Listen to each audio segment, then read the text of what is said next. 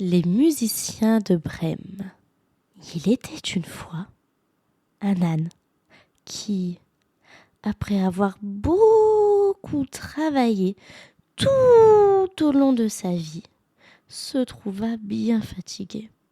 Comme son maître menaçait de le tuer, car il était devenu inutile, il s'enfuit dans l'espoir de devenir un musicien dans la ville de Brême. En chemin, il rencontra un chien, épuisé d'avoir trop couru. « Que t'arrive-t-il » lui demanda l'âne. « Comme je suis devenu beaucoup trop vieux pour accompagner mon maître à la chasse, celui-ci veut m'abattre, » se lamenta le chien. « Viens donc avec moi à Brême. Nous y serons tous les deux musiciens, » lui proposa l'âne. Le chien accepta, et les deux nouveaux amis poursuivirent leur route.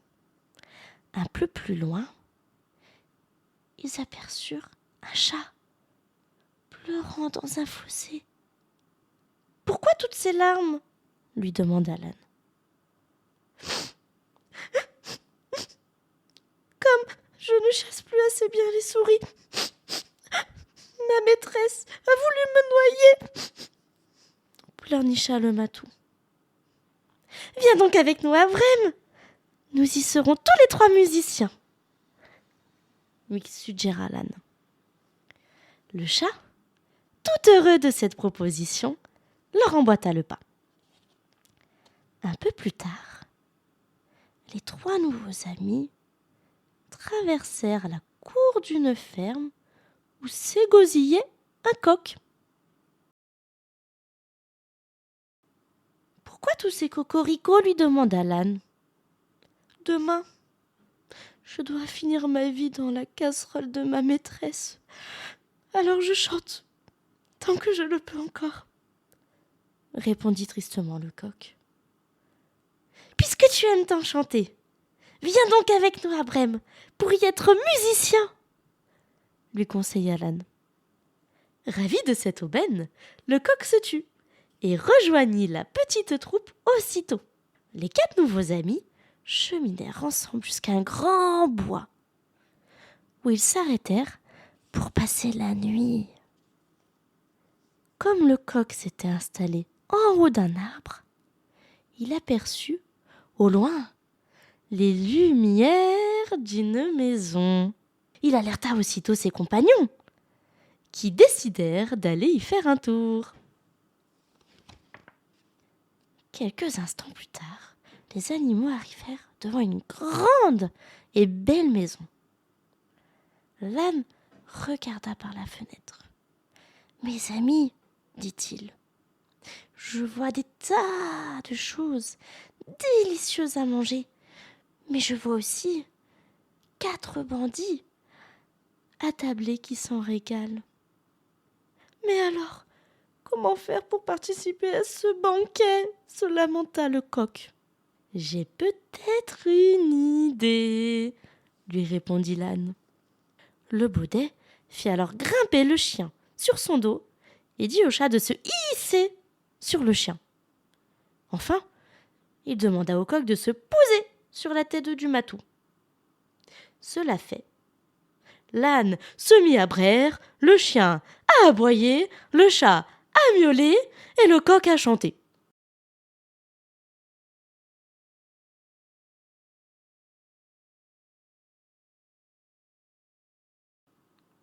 Entendant ce vacarme, les brigands prirent peur et filèrent se cacher dans la forêt. Les 4 amis firent alors un véritable festin et une fois repus, cherchèrent un endroit où dormir. L'âne s'installa sur le fumier, le chien se coucha derrière la porte, le chat s'étendit devant la cheminée et le coq alla se percher sur le poulailler. Épuisés par toutes leurs aventures de la journée, ils s'endormirent rapidement. C'est alors que les brigands décidèrent d'envoyer l'un d'entre eux observer ce qui se passait dans la maison. Après tout, ils s'étaient peut-être affolés pour rien. L'homme désigné entra dans la demeure où tout paraissait tranquille.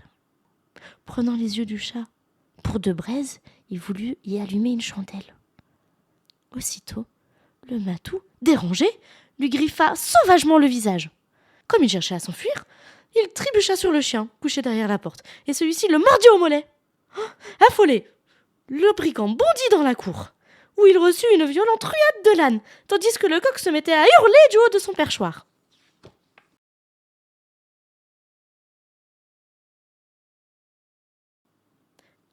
À bout de souffle, l'homme rejoignit ses complices dans le bois. « Ne retournez pas dans cette maison !»